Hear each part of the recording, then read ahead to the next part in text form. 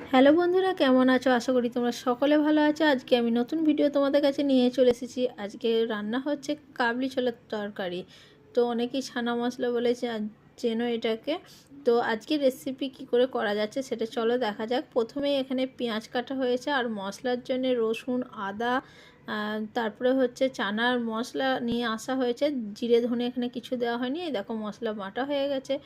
আর যে সকল বন্ধুরা আমার ভিডিও দেখছো তাদেরকে অনেক অনেক ভালোবাসা। যে সকল বন্ধুরা আমার পাশে আছো তাদেরকে অনেক অনেক ধন্যবাদ।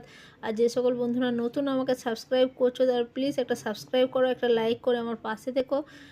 আর চলো ভিডিওটা দেখা যাক। তো প্রথমে কড়াইয়ের মধ্যে তেল নেওয়া হয়েছে, তেল গরম হয়ে গেছে, তার মধ্যে পেঁয়াজ দেওয়া হয়েছে। পেঁয়াজটা ভালোভাবে লাল লাল করে ভাজা হয়ে গেলে তার মধ্যে সেদ্ধ করা আগে থেকেই কিন্তু কাবলি ছোলা আর আলু সেদ্ধ করে নেওয়া হয়েছিল প্রেসার কুকারে।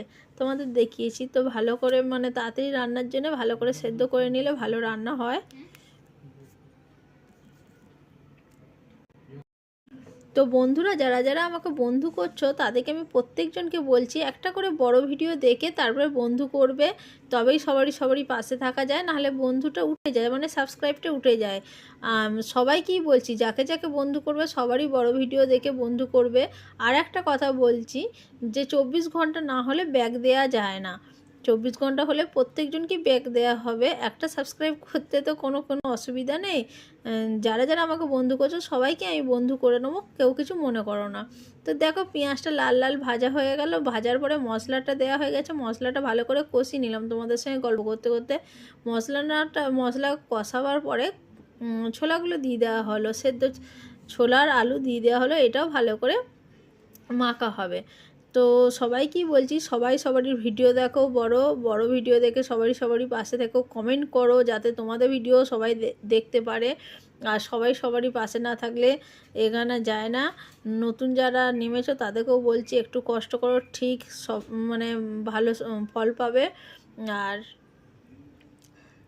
সবাই ভালো থেকো। আর দেখো এরকম করে আমার রেসিপিটা আজকে তৈরি হয়ে যাচ্ছে। তো যাদের যাদের এই ভিডিওটা ভালো লেগে থাকবে তারা অবশ্যই আমাকে কমেন্ট করবে। আর কেমন লাগলো অবশ্যই বলবে। রেসিপিটা ভালো লাগলে অবশ্যই কমেন্ট করে জানাবে। ঘরে অবশ্যই বানাবে। এই ওয়েদার এখন বৃষ্টি পড়ছে হালকা হালকা, কোথাও কোথাও বৃষ্টি পড়ছে আবার কোথাও পড়েনি। তো সবাই যদি এই রকম রান্না বিকালের মধ্যে করে খেতে পারো দারুণ একটা লাগবে। তার জন্য রেসিপিটা করে তোমাদের কাছে শেয়ার করলাম। তো কেমন লাগলো রেসিপিটা অবশ্যই জানাবে আমাকে।